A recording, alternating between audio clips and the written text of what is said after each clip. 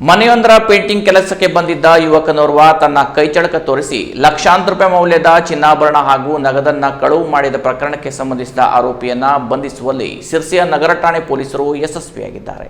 ಸಿರ್ಸಿಯ ರಾಮನ್ಬೈಲ್ ನಿವಾಸಿ ಮಹೇಶ್ ಪರ್ಸಪ್ಪ ಬೋವಿ 30 ವರ್ಷ ಬಂಧಿತ ಪೇಂಟರ್ ಆರೋಪಿಯಾಗಿದ್ದಾನೆ. ಈತನು ಡಿಸೆಂಬರ್ 7 ಮತ್ತು 8ರ ಮಧ್ಯರಾತ್ರಿ ಸಿರ್ಸಿಯ ಮಾರಿಕಾಂಬ ನಗರದ 3ನೇ ಕ್ರಾಸ್ನಲ್ಲಿರುವ ಸಂತೋಷ ನಿಲಯ ಮನೆಯಲ್ಲಿ ಕಳ್ಳತನ ನಡೆದಿತ್ತು. ಕಳ್ಳರು ಮನೆಯೊಳಗೆ ನುಗ್ಗಿ ಕಬ್ಬಿಣದ ಕಪಾಟಿನಲ್ಲಿದ್ದ ಬರೋಬ್ಬರಿ 1,20,20,000 ರೂಪಾಯಿ ನಗದು ಹಾಗೂ 9,25,000 ರೂಪಾಯಿ ಮೌಲ್ಯದ ಚಿನ್ನಾಭರಣಗಳನ್ನ ಕದ್ದೊಯ್ದಿದ್ದರು. ಈ ಬಗ್ಗೆ ಸಿರ್ಸಿ ನಗರ ಪೊಲೀಸ್ ಠಾಣೆಯಲ್ಲಿ ಪ್ರಕರಣ ದಾಖಲಾಗಿತ್ತು. ಪ್ರಕರಣದ ಗಂಭೀರತೆಯನ್ನ ಅರ್ಥ ಪೊಲೀಸರು ವಿಶೇಷ ತನಿಖಾ ತಂಡವನ್ನು ರಚಿಸಿದ್ದರು. ತನಿಖೆಯನ್ನ ಚುರುಕುಗೊಳಿಸಿದ ಪೊಲೀಸರು ಡಿಸೆಂಬರ್ 12ರಂದು ಆರೋಪಿ ಮಹೇಶ್ನನ್ನು ಬಂಧಿಸಿದ್ದಾರೆ. ವಿಚಾರಣೆ ವೇಳೆ ಆರೋಪಿ ತಾನು ಕಳ್ಳತನ ಮಾಡಿರುವುದಾಗಿ ಒಪ್ಪಿಕೊಂಡಿದ್ದಾನೆ. ಈತ ಪೇಂಟಿಂಗ್ ಕೆಲಸ ಮಾಡಿಕೊಂಡಿದ್ದು ಅದೇ ಸೋಗಿನಲ್ಲಿ ಕೃತ್ಯ ಎಸಗಿದ್ದಾನೆ ಎಂಬ ಅನುಮಾನ ಮೂಡಿದೆ.